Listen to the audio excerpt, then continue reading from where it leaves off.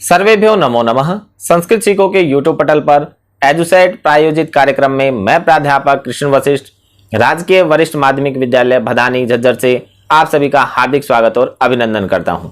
आज हम नवमी कक्षा की संस्कृत की पाठ्य पुस्तक सेमुसी भाग 1 के 5वें पाठ सूक्ति मौक्तिकम को पढ़ेंगे।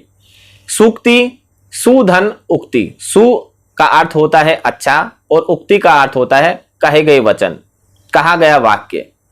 तो अच्छे जो वचन होते हैं, जो अच्छे जो वाक्य होते हैं, उन्हें हम सूक्ति कहते हैं और मौक्तिकम होता है मोती। तो अच्छे वचनों रूपी मोतियों को आज हम पढ़ेंगे, जानेंगे। इस पाठ में अलग अलग ग्रंथों से नीतिपरक श्लोकों को इकट्ठा किया गया है, अर्थात मोतियों को इकट्ठा किया गया है। आज हम उन्हीं मोतियों को जानेंगे, उनका सरलार्थ, प्रसंग, संदर्भ, भावार्थ, व्याख्या और व्याकरणिक टिप्पणी सहित उन्हें पढ़ेंगे। तो आइए सबसे पहले पाठ के पहले श्लोक के साथ सस्वर वाचन करते हैं और फिर उसको जानते हैं। आप मेरे साथ इस पाठ के श्लोक का सस्वर वाचन करें। वृत्तम यत्नेन संरक्षेद वित्तम एति च याति च अक्षीणो विततः क्षीणो वृततः तु हतो हतः। प्रसंग। प्रसंग में हमें 3 बातों का समावेश करना होता है। पहला, पाठ्य पुस्तक का नाम, दूसरा, पाठ का नाम और तीसरा, अगर आपको लेखक या कवि का नाम दिया गया हो तो उसे। तो यहां हम प्रसंग किस प्रकार लिखेंगे कि प्रस्तुत श्लोक हमारी संस्कृत की पाठ्य पुस्तक सेमुसी भाग 1, हमने पाठ्य पुस्तक का नाम लिख दिया सेमुसी भाग 1 के 5वें पाठ सूक्ति मौक्तिकम से लिया गया है। हमने पाठ का नाम भी लिख दिया।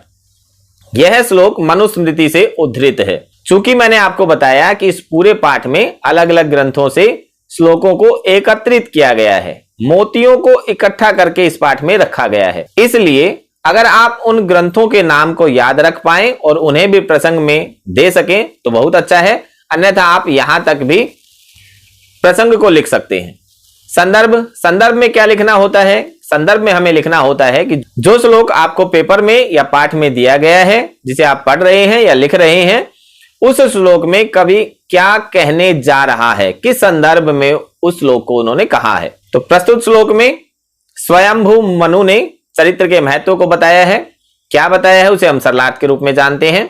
वृत्तम यत्नेन संरक्षेद। वृत्तम, वृत्त होता है चरित्र, आपका व्यवहार। यत्नेन संरक्षेद, यत्न पूर्वक चरित्र की संरक्षित रक्षा करनी चाहिए। वित्तम एति च याति च, वित्त होता है धन और वित्त एति च आता है, याति च चला जाता है। अक्षीणो वित्ततः क्षीणो, अगर वित्त से आप क्षीण होते हैं, अर्थात वित्त अगर नष्ट होता है, आप गरीब हो जाते हैं, तो कुछ भी नष्ट नहीं हुआ। लेकिन वृत्ततः, वृत्त शब्द से तसिल प्रत्यय जब लगता है तो बन जाता है वृत्ततः। तो वृत्ततः तू हतो हत है, लेकिन अगर चरित्र अगर नष्ट हो जाता है तो सब कुछ नष्ट हो जाता है। सरलार्थ आपने जाना है। अब भावार्थ आप देखिए। भाव यह है कि धन की अपेक्षा हमें चरित्र की यथासंभव रक्षा करनी चाहिए, क्योंकि धन तो वापस आ सकता है, लेकिन चरित्र की हानि होने पर वह कभी वापस नहीं आ सकता है, अर्थात ऐसा व्यक्ति सामाजिक दृष्टि से गिर जाता है। आप जानते हैं, अगर धन नष्ट हो जाता है तो आप उसे फिर से कमा सकते हैं, फिर से अर्जित कर सकते हैं, फिर से आप धनवान बन सकते हैं। लेकिन अगर चरित्र अगर आपका चला गया, अगर आपके व्यवहार में ये गिरावट आ गई, चरित्र में गिरावट आ गई, तो सामाजिक दृष्टि से आप कभी भी ऊपर नहीं उठ पाएंगे, वह वापस नहीं आता है। व्याकरणिक टिप्पणी देखें। व्याकरणिक टिप्पणी में आप क्या लिखेंगे? व्याकरणिक टिप्पणी में अगर आपको कोई धातु दिखाई दे, आपको कोई शब्द रूप दिखाई दे, आपको कोई संधि युक्त पद दिखाई दे, संधि या संधि विच्छेद आप करें, अगर आपको कोई प्रत्यय दिखाई दे, अगर आपको कोई उपसर्ग दिखाई दे, अगर आपको कोई अव्यय दिखाई दे, इन सभी को व्याकरणिक टिप्पणी में लिखना हमें होता है। तो आप इस श्लोक में देखें कि व्याकरणिक दृष्टि से हम क्या क्या इसमें रख सकते हैं। जैसे संरक्षित, ये एक शब्द आया है, तो ये संरक्षित किस प्रकार बना है? तो सम उपसर्ग पूर्वक रक्ष धातु से विधिलिंग लकार में एक वचन में संरक्षित बनता है। वृत्तम चरित्रम, ये पर्याय पद है। एति याति, ये इसका विलोम पद है।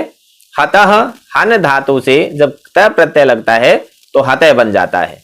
यत्नेन किस प्रकार बना? यत्न शब्द से तृतीय विभक्ति एक वचन में यत्नेन बनता है। ये देखो शब्द रूप का उदाहरण है, ये हमने धातु रूप का उदाहरण लिया, ये पर्याय पद का, ये विलोम पद का और ये प्रत्यय का हमने उदाहरण रखा है। इस प्रकार से आप भी इस श्लोक से अन्य किन्हीं शब्दों को भी रख सकते हैं और इन्हीं शब्दों को भी रख सकते हैं। ये मैंने आपको एक उदाहरण स्वरूप दिए हैं, आपको एक तरीका बताया है कि इन शब्दों के आप इस प्रकार से व्याकरणिक टिप्पणी लिख सकते हैं। अगले श्लोक को देखें, उसका सस्वर वाचन आप मेरे साथ करें। श्रूयताम धर्म सर्वस्वम श्रुत्वा चैवधार्यताम आत्मनः प्रतिकूलानि परेशान न समाचरेत। प्रसंग में आप केवल यह संशोधन कर सकते हैं कि यह विदुर नीति नामक ग्रंथ से लिया गया है। संदर्भ प्रस्तुत श्लोक में दूसरों के साथ किस प्रकार का आचरण हमें करना चाहिए यह बताया गया है। सरलार्थ देखें, श्रूयताम धर्म सर्वस्वम, धर्म का सार सुनो, श्रुत्वा च और सुनकर, अवधार्यताम उसे धारण करो, अपने जीवन में शामिल करो। धर्म का सार सुनो और उसे अपने जीवन में उतारो, शामिल करो, धारण करो। आत्मनः प्रतिकूलानि, जो आत्मनः अपने लिए, प्रतिकूलानि प्रतिकूल हो, परेशान न समाचरेत, वैसा हमें दूसरों के साथ भी नहीं करना चाहिए। अर्थात जो हमारे लिए प्रतिकूल व्यवहार हो, हमारे लिए प्रतिकूल वचन हो, ऐसे वचनों का, ऐसे व्यवहार का हमें दूसरों के साथ भी प्रयोग नहीं करना चाहिए। सरलार्थ आपने जान लिया है, भावार्थ आप जाने। भाव यह है कि हम दूसरों से अपने लिए जिस प्रकार के व्यवहार की आशा करते हैं वैसा ही व्यवहार हमें दूसरों के साथ करना चाहिए। क्योंकि अगर हम चाहें कि दूसरा हमारे साथ अच्छा व्यवहार करे तो हमें भी दूसरों के साथ अच्छा व्यवहार करना चाहिए। हम जैसा दूसरों से व्यवहार चाहते हैं कि वो हमारे लिए करें, वैसा ही व्यवहार हमें भी दूसरों के साथ करना चाहिए। व्याकरणिक टिप्पणी देखें, श्रुत्वा किस प्रकार बना है? श्रु धातु से जब त्वा प्रत्यय लग जाता है तो श्रुत्वा बन जाता है। न च एव ये यहां अव्यय पद आए हैं। समाचरित किस प्रकार बना? सम उपसर्ग पूर्वक, आ उपसर्ग पूर्वक, दो उपसर्ग है यहां। चर धातु से विधिलिंग लकार और एक वचन में समाचरित बन जाता है। आप एक चीज यहां और भी जान लें, ये जो आ आपको दिखाई दे रहा है ये वस्तुतः आ उपसर्ग ना होकर आंग उपसर्ग है। इस उपसर्ग का क्या नाम है? आंग। लेकिन आपको बहुत जगह आ भी मिल जाता है और आंग भी मिलता है। तो अगर पेपर में आपको आ मिल जाए तो आप आ को भी ठीक करेंगे और आंग मिले तो आंग को भी आप ठीक समझेंगे। होता वास्तव में ये आंग ही है, लेकिन आ का भी प्रयोग किया जाता है।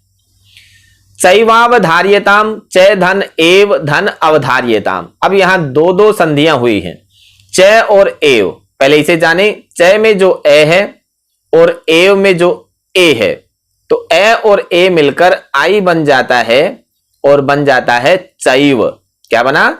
चैव। और यहां संधि हो गई वृद्धि संधि। अब एव का जो व है, व में ए है और अवधार्यताम का ए और ए मिलकर बन गया आ और यहां संधि हो गई दीर्घ संधि और बन गया चैवावधार्यताम। आत्मनः स्वस्य, ये इसका पर्याय पद है। अगले श्लोक का सस्वर वाचन आप मेरे साथ करें। प्रिय वाक्य प्रदानेन सर्वे तुष्यन्ति जन्तवः तस्मात् तदेव वक्तव्यम वचने का दरिद्रता। प्रसंग में आप यह संशोधन कर सकते हैं कि यह श्लोक चाणक्य नीति से लिया गया है। संदर्भ प्रस्तुत श्लोक में मीठे वचन बोलने के लिए प्रेरित किया गया है। प्रेरित करते हुए कहा है, कवि ने कहा है कि हमें मीठे वचन बोलने चाहिए और उसके लिए किस प्रकार से प्रेरित किया कि प्रिय वाक्य प्रदानेन, प्रिय वाक्य प्रदान करने से, बोलने से, कहने से, प्रिय वाक्य मीठे वचन, तो मीठे वचन बोलने से सर्वे सभी तुष्यन्ति प्रसन्न होते हैं जंतवः जीव जंतु। प्रिय वाक्य बोलने से सभी जीव जंतु प्रसन्न होते हैं। तस्मात् तदेव वक्तव्यम, इसलिए हमें तत्एव वैसा ही वक्तव्यम बोलना चाहिए। वचने का दरिद्रता, बोलने में क्या दरिद्रता रखनी, अर्थात ऐसे मीठे वचन बोलने से हमें किसी भी प्रकार का धन खर्च नहीं करना पड़ता। तो अगर धन खर्च नहीं करना पड़ता, केवल हमें अपने जबान से ही मीठे वचन बोलने हैं, तो हमें उसमें दरिद्रता नहीं रखनी चाहिए, कंजूसी नहीं करनी चाहिए। सरलार्थ आपने जान लिया है, भावार्थ आप जाने। भाव यह है कि मीठे वचन बोलने से न केवल मनुष्य अपितु पशु पक्षी आदि जीव भी प्रसन्न हो जाते हैं। अतः हमें प्रिय वचन बोलने में किसी भी प्रकार की कंजूसी नहीं बरतनी चाहिए। आप देखते होंगे कि अगर आपने किसी कुत्ते इत्यादि को, पालतू पशु को अगर पाला हुआ होगा, तो अगर आपको उससे मीठे वचन बोलेंगे, उसे प्यार से बोलेंगे, उसे प्यार से पुकारेंगे, तो वह भी पूंछ हिलाने लग जाता है। तो मीठे वचनों का सभी जीव जंतुओं पर असर होता है। तो हमें मीठे वचन बोलने चाहिए, कभी भी कड़वे वचन नहीं बोलने चाहिए। व्याकरणिक टिप्पणी देखें। वक्तव्यम किस प्रकार बना है? वच धातु से जब तव्यत प्रत्यय लगता है तो वक्तव्यम बन जाता है। तुष्यंति में तुष धातु है। तुष धातु प्रीति के अर्थ में होती है, प्रसन्न करने के अर्थ में होती है। लट लकार प्रथम पुरुष और बहुवचन में तुष्यंति बनता है। जंतवः, जंतु शब्द से प्रथमा विभक्ति बहुवचन में जंतवः बनता है। ये जंतु शब्द जो है वो साधु के समान चलता है। आपने याद किया है साधु शब्द का रूप उकारांत, तो जितने भी उकारांत पुल्लिंग शब्द हैं वो साधु के समान चलेंगे। तो जंतु भी इसी प्रकार है, जैसे साधु, साधु, साधवः इस प्रकार से बनता है रूप, तो उसी प्रकार से जंतु का भी रूप बनेगा। किस प्रकार से बनेगा? जंतु, जंतु, जंतवः। तो ये जंतवः है, बहुवचन का शब्द है। अव्यय पद यहां एव आया है। दरिद्रता, संपन्नता ये इसका पर्याय पद है। अगले श्लोक का सस्वर वाचन आप मेरे साथ करें। पिबन्ति नद्य स्वमेव नाम्भ स्वयं न खादन्ति फलानि वृक्षाः नादन्ति सस्यं खलु वारिवाः परोपकाराय सतां विभूतयः। प्रसंग में आप सुभाषित रत्न भांडागारम से ये लिया गया है, इसे आप संशोधित कर सकते हैं। और संदर्भ में प्रस्तुत श्लोक में सज्जनों की महिमा का वर्णन करते हुए कहा गया है। सज्जनों की महिमा का वर्णन इस श्लोक में किया है। अब इस श्लोक के अर्थ में जानें कि किस प्रकार से सज्जनों की महिमा का वर्णन किया है। पिबन्ति नद्यः स्वमेव नाम्भ। पिबन्ति नद्य, पिबन्ति पीती हैं, नद्यः नदियां, स्वमेव अपने आप ही, न अंभ नहीं अंभ जल, अर्थात नदियां अपना जल स्वयं नहीं पीती हैं। स्वयं न खादन्ति फलानि वृक्षाः, और वृक्ष स्वयं अपने फलों को नहीं खाते हैं। नादन्ति सस्यम खलु वारिवाः। वारिवाः, वारी जल आप जानते हैं, और वाहा उनको वहन करने वाले, ढोने वाले, ले जाने वाले। जल को कौन ले जाते हैं? बादल। तो बादल नादन्ति नहीं खाते हैं, सस्यम फसल को, अन्न को, खलु निश्चय ही। आप जानते हैं जब बादल वर्षा करते हैं तो उससे अन्न उत्पन्न होता है, फसलों को बोया जाता है और उनसे अन्न उत्पन्न होता है। लेकिन बादल कभी भी उस उत्पन्न हुए अन्न को खाने के लिए नहीं आते हैं। परोपकाराय सतां विभूतयः। परोपकार, पर धन उपकार, गुण संधि है यहां। तो पर उपकार, दूसरे के उपकार के लिए सज्जनों की संपत्तियां होती हैं। सरलार्थ आपने जान लिया, अब भावार्थ आप जाने। भाव यह है कि जिस प्रकार नदियां, वृक्ष और बादल निस्वार्थ भाव से अपने कार्य को अंजाम देते हैं, उसी प्रकार से हमें भी परोपकारमय जीवन ही अपनाना चाहिए। अर्थात दूसरों की भलाई के लिए हमेशा हमें कार्य करते रहने चाहिए। व्याकरणिक टिप्पणी देखें।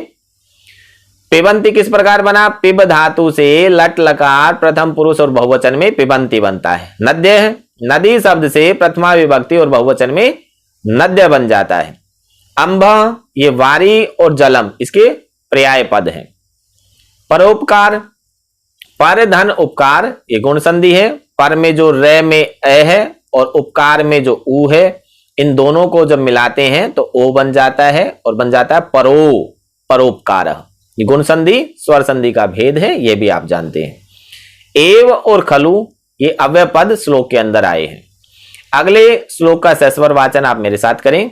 गुणेष्वेव हि कर्तव्यः प्रयत्नः पुरुषैः सदा गुणयुक्तो दरिद्रोऽपि नेश्वरैर्गुणैः समः।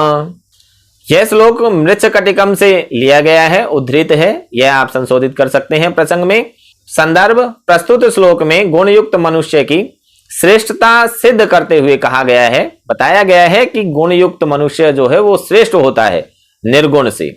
सरलार्थ देखें कि गुणेषु एव ही कर्तव्यः प्रयत्नः पुरुषैः सदा।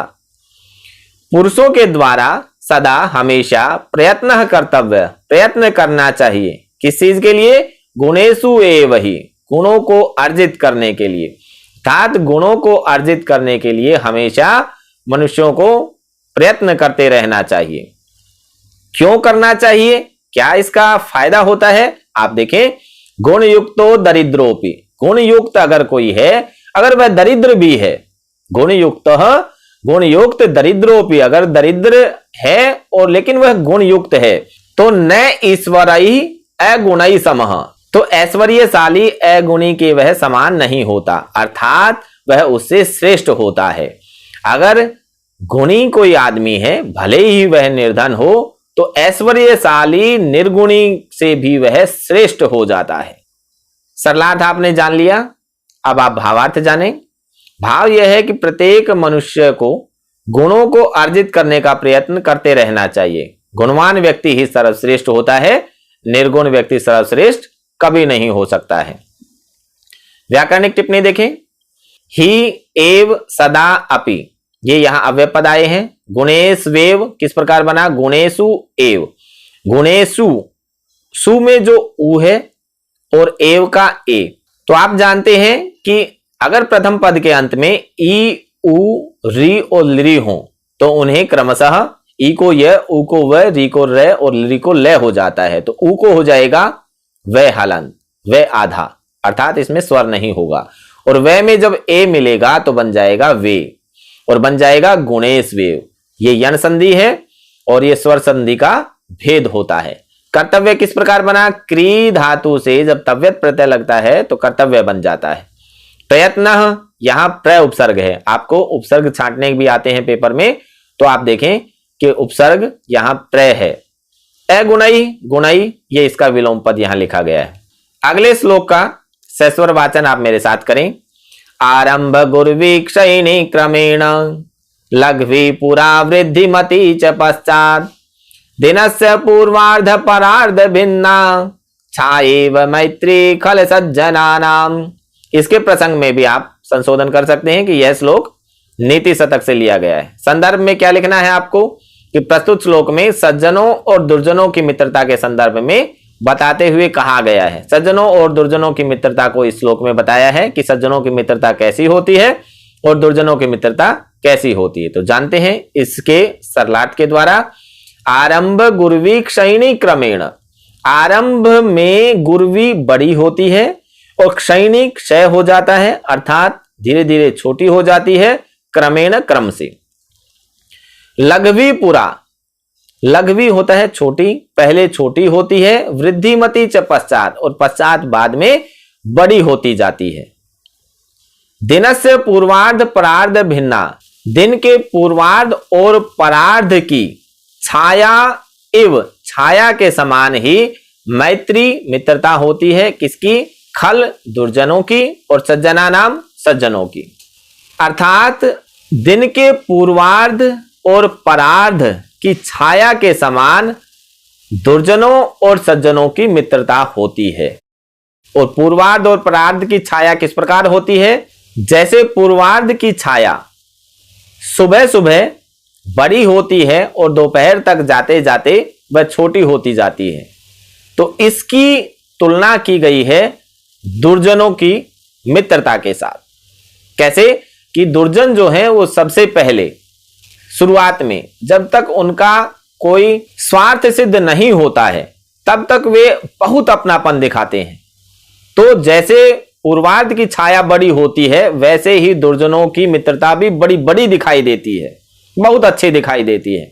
लेकिन जैसे ही उनका स्वार्थ सिद्ध हो जाता है तो वो उसके बाद आपसे दूर होते चले जाते हैं। वैसे ही सज्जनों की मित्रता बताई गई परार्ध के समान, परार्ध दिन के परार्ध छाया के समान। तो दिन की परार्ध छाया पर अर्ध यानी कि बाद वाला आधा भाग, वो कैसा होता है? दोपहर के समय में आपको छाया दिखाई देगी छोटी, लेकिन जैसे जैसे सूर्यास्त का समय होता जाएगा वो छाया बड़ी हो जाती है। इसकी तुलना की गई सज्जनों की मित्रता के साथ कि सज्जनों की मित्रता इसी प्रकार की होती है। वह पहले तो बड़ी जांच परख के मित्रता करते हैं, लेकिन जब वो आपको जांच लेते हैं आपको पहचान लेते हैं तो उसके बाद उनकी मित्रता लंबी हो जाती है। इस प्रकार आपने सरलार्थ को जान लिया है और अब भावार्थ आप जाने। भाव यह है कि दुर्जन लोग अपना स्वार्थ सिद्ध करने के लिए प्रारंभ में बहुत अपनापन दिखाते हैं और स्वार्थ सिद्ध हो जाने के बाद वे दूर हो जाते हैं, जबकि सज्जन लोगों की मित्रता ऐसी नहीं होती है। वह परार्ध छाया के समान सुखदायक होती है, अर्थात वह लंबी चलती है। व्याकरणिक टिप्पणी देखें। एव, च, पश्चात और पुरा ये सभी अव्यय पद इस श्लोक में आए हैं। लघवी का वृद्धिमति ये विलोम पद है। छायेव, छाया धन एव ये गुण संधि का उदाहरण है। छाया का आ और एव का ई, जब इन दोनों को मिलाते हैं तो आ और ई क्या बन जाता है? ए बन जाता है और बन जाता है छायेव। ये गुण संधि का उदाहरण है। गुण संधि आप जानते हैं कि स्वर संधि का ही एक भेद होता है। कर्मेण, कर्मन शब्द तृतीय विभक्ति एक वचन में कर्मेण बनता है। ये कर्मन शब्द नकारांत नपुंसकलिंग है, इससे तृतीय विभक्ति एक वचन में बन गया कर्मेण। अगला श्लोक मेरे साथ आप उच्चारित करें। यत्रापि कुत्रापि गता भवेयुः हंसा महिमंडल मंडनाय हानेस्तु तेषां हि सरोवराणां येषां मरालय सह विप्रयोगः। इसके प्रसंग में आप संशोधन करेंगे कि यह भामिनी विलासः से उद्धृत है, बाकी का प्रसंग वैसे ही रहता है। संदर्भ में क्या लिखेंगे कि प्रस्तुत श्लोक में हंसों के माध्यम से सज्जनों की प्रशंसा की गई है। वास्तव में श्लोक में बताया तो हंसों के माध्यम से ही है, लेकिन प्रशंसा की गई है कि सज्जन लोग किस प्रकार के होते हैं। यत्रापि कुत्रापि गताः भवेयुः हंसाः। हंस यत्रापि, यत्र धनापि, कुत्रापि कुत्र धनापि, यत्र कुत्र जहां कहीं भी गता भवेयु चले जाएं। महिमंडल मंडनाय, महिमंडल, मही होता है पृथ्वी, तो महिमंडल पृथ्वी मंडल की मंडनाय वो शोभा को ही बढ़ाते हैं। अर्थात हंस जहां कहीं भी चले जाएं, पृथ्वी के जिस भी भाग जिस भी हिस्से पर चले जाएं, वह उसकी शोभा को ही बढ़ाते हैं। हानिस्तु तेषां हि सरोवराणाम, हानि तो उन सरोवरों की है। किन सरोवरों की? येषां मरालय सह विप्रयोगः, कि जिनसे उनका वियोग होता है। किनका? मरालय सह, हंसों के साथ। अर्थात हंस जिस सरोवर को छोड़कर कहीं दूसरी जगह चले जाते हैं, तो जहां चले जाएंगे तो वहां की शोभा अपने आप बढ़ जाएगी, लेकिन हानि तो उन सरोवरों की होगी जहां से वो चले गए हैं। सरलार्थ आपने जाना, अब आप भावार्थ जाने। भाव यह है कि अच्छे लोग अर्थात सज्जन लोग जहां भी चले जाएं, वे उस स्थान की शोभा को बढ़ा देते हैं। अर्थात अच्छे लोग उन हंसों की ही भांति होते हैं जो जहां भी जाएंगे वहां अपना प्रभाव छोड़ेंगे, अपनी अच्छाई छोड़ेंगे और उस स्थान की शोभा को बढ़ा देंगे। व्याकरणिक टिप्पणी देखें। यत्र कुत्र अपि ही ये सभी अव्यय पद हैं। यत्रापि, यत्र धन अपि ये दीर्घ संधि का उदाहरण है। यत्र का ए और अपि का ए, इन दोनों को जब मिलाते हैं तो बन जाता है आ, और बन जाएगी संधि कौन सी? दीर्घ संधि बन जाएगी। यत्रापि के समान ही कुत्रापि, उसे भी आप लिख सकते हैं, कुत्रापि में भी दीर्घ संधि है। हानि ही तु, हानिस्तु, विसर्ग का यहां से हो गया है और बन गया हानिस्तु, ये विसर्ग संधि का उदाहरण है। भवेयुः, भू धातु से विधिलिंग लकार और बहुवचन में भवेयुः बन जाता है। मरालय सह, सह के योग में तृतीया विभक्ति का प्रयोग किया जाता है। सह जो ये शब्द आपको दिखाई दे रहा है, इसके प्रयोग होने से मराल जो शब्द है, मराल, मराल शब्द अकारांत पुल्लिंग है, तो इसके रूप राम के समान, या आपने बालक का रूप याद किया होगा तो बालक के समान इसके रूप चलेंगे। तो बालक शब्द से जब हमें तृतीय विभक्ति बनानी है और बहुवचन में बनाएंगे तो बन जाएगा बालकैहि। तो उसी प्रकार से राम का क्या बनता है? रामैहि। तो मराल का क्या बन जाएगा? मरालैहि। लेकिन आपको ध्यान रखने की जो बात है वो ये है कि जब सह शब्द का प्रयोग किया जाता है तो उसके साथ जो शब्द होता है उस शब्द में तृतीय विभक्ति आ जाती है। अब ये तो उस वाक्य पर निर्भर करता है कि उसका एक वचन आएगा, द्विवचन आएगा या बहुवचन आएगा। यहां बहुवचन का प्रयोग किया गया है। अगले श्लोक का सस्वर वाचन आप मेरे साथ करें। गुणा गुणज्ञेषु गुणा भवन्ति ते निर्गुणं प्राप्य भवन्ति दोषाः आस्वाद्य तो यः प्रवहन्ति नद्यः समुद्रमासाद्य भवन्ति पीयः। आप इसके प्रसंग में यह संशोधन करेंगे कि यह श्लोक हितोपदेश से उद्धृत है, लिया गया है। संदर्भ, प्रस्तुत श्लोक में गुणी लोगों की प्रशंसा करते हुए कहा गया है कि क्या कहा, क्या प्रशंसा की? गुणा गुणज्ञेषु गुणाः भवन्ति। गुण तभी तक गुण होते हैं जब वो गुणज्ञेषु गुणी व्यक्ति में विद्यमान होते हैं। ते निर्गुणम प्राप्य भवन्ति दोषाः। वे जब निर्गुणी आदमी को प्राप्त कर लेते हैं, अर्थात वही गुण अगर निर्गुणी आदमी में चले जाएं तो वो दोष ही बन जाते हैं। किस प्रकार से? उदाहरण के द्वारा कवि ने समझाया। क्या कहा? आस्वाद्य तोयः प्रवहन्ति नद्यः। नदियां आस्वाद्य तोया, तोय होता है जल और आस्वाद्य स्वादिष्ट, सुस्वादिष्ट। तो नदियां स्वादिष्ट जल के साथ बहती हैं। नदियों का जल पीने योग्य होता है, स्वादिष्ट होता है। लेकिन समुद्रमासाद्य भवन्ति अपेयाः। भवन्ति अपेयाः, भवन्त्यपेयाः। समुद्रम आसाद्य, समुद्र को प्राप्त करके, अर्थात समुद्र में जाने के बाद, समुद्र में मिलने के बाद भवन्ति अपेयाः, अपेया हो जाती हैं, पीने योग्य नहीं रहती हैं। कौन? नदियां। अर्थात नदियों का जल बहुत ही मीठा होता है, पीने के योग्य होता है, लेकिन जब वे समुद्र में मिल जाती हैं तो समुद्र के खारे पानी में ही वह भी खारी हो जाती हैं। तो इसी प्रकार से गुण जब गुणी लोगों में होते हैं तो वे गुण होते हैं, लेकिन जब वो निर्गुणी मनुष्य में चले जाते हैं तो वे भी निर्गुण बन जाते हैं, दोष बन जाते हैं। सरलार्थ आपने जान लिया है, भावार्थ जाने। गुणों का मूल्यांकन गुणी व्यक्ति में ही हो पाता है, निर्गुणी में नहीं। गुणहीन तो उस गुण को भी निर्गुण बना देता है, निर्गुण कर देता है। व्याकरणिक टिप्पणी देखें। गुणाः दोषा, ये इसका विलोम पद है। प्राप्य, प्र उपसर्ग पूर्वक आप धातु से जब लेप प्रत्यय लगता है तो प्राप्य बनता है। आप लेप प्रत्यय के विषय में एक बात जान लें कि लेप प्रत्यय तभी आता है अगर मान लो हमने किसी धातु के साथ लेप प्रत्यय लगाना है, लेप प्रत्यय।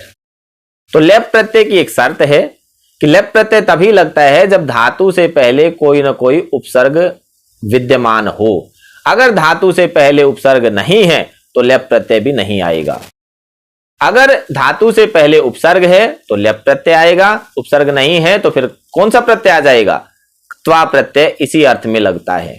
अगर उपसर्ग नहीं है तो फिर त्वा प्रत्यय आ जाएगा, और अगर उपसर्ग है तो लेप प्रत्यय लगता है। भवन्ति किस प्रकार बना है? भू धातु से लट लकार प्रथम पुरुष बहुवचन में भवन्ति बनता है। आप जानते हैं इसके रूप चलते हैं भवति, भवतः, भवन्ति। आस्वाद्य तोयः नद्यः। अब यहां आपको विशेषण और विशेष्य छांटना है। तो विशेषण क्या होता है? वे शब्द जो संज्ञा या सर्वनाम की विशेषता को बताते हैं वे विशेषण कहलाते हैं, और वे शब्द जिनकी विशेषता बताई जाती है वे विशेष्य कहलाते हैं। तो यहां नदियां हैं, वो विशेष्य हैं, और उनकी विशेषता है कि वे स्वादिष्ट जल वाली हैं। तो आस्वाद्य तोया ये विशेषण हो जाएगा। नद्य बना किस प्रकार है? नदी शब्द से प्रथमा विभक्ति बहुवचन में नद्य बन जाता है, ये हमने पहले भी जाना है। इस प्रकार से आज आपने 9वीं कक्षा की संस्कृत की पाठ्य पुस्तक सेमुसी भाग 1 के 5वें पाठ सूक्ति मौक्तिकम के सरलार्थ को जाना। अगली वीडियो में हम इसके अभ्यास को पढ़ेंगे। सर्वेभ्यो नमो नमः।